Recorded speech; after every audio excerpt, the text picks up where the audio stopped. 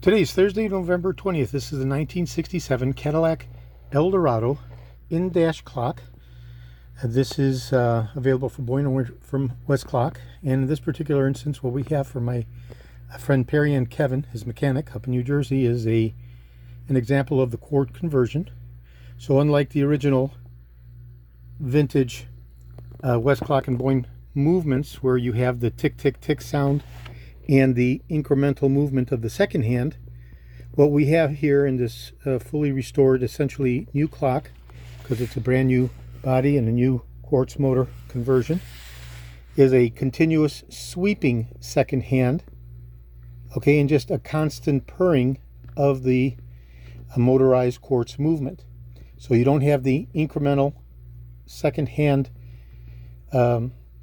indication, and you have instead this continuous sweeping second hand constant movement, and you don't have the tick tick tick sound, whereas you have instead a very light constant motion purring sound, essentially silent once it's installed in the dash. So these particular conversions are for those individuals who find it bothersome to have a maintainer on the battery, or to constantly be conscious of their battery voltage, because the original solid state movements require a constantly voltage rich battery, meaning 12.4 or above on the voltage. And as the voltage drops, it's a counterintuitive situation where the coils burn up in the solid state movement.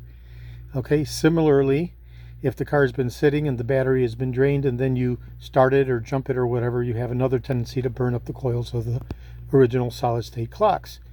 So for people who want better accuracy in terms of the timing, better reliability, and without the hassle of having to maintain the proper voltage of their battery, they don't have to be concerned with taking off the negative ground cable of the battery when they park the car or mothball it for the winter.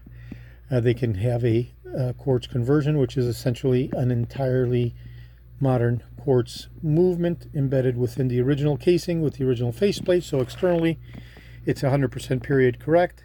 But if you're taking your car and you're going to have it judged, the judges will look for an incremental second-hand movement as opposed to the constant sweeping movement, which is what we have here. So the choice is really up to the user's discretion.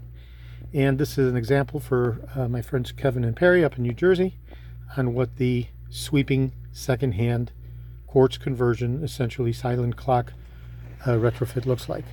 Okay, this is George in Florida. I have over 75,000 original vintage parts for the 1967 to 1978 Eldorados, over 375,000 parts overall from 1959 through 1976, all the way through 78 for the Eldorados. I'm best known for my restoration of the Cadillac steering wheels, the tilt and telescopic steering columns, the power seat mechanisms, the instrument clusters, and other critical hard-to-source original vintage Cadillac items.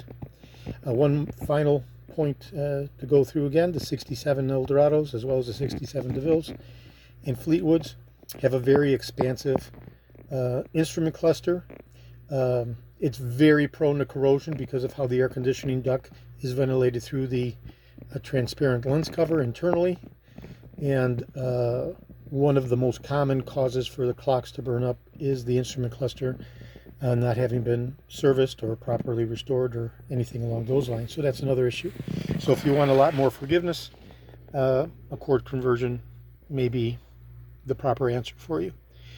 Myself particularly, being that I'm an originalist, I would never put in a quartz conversion, but that is again a user discretionary decision. Today is Thursday, November 20th. Thank you very kindly.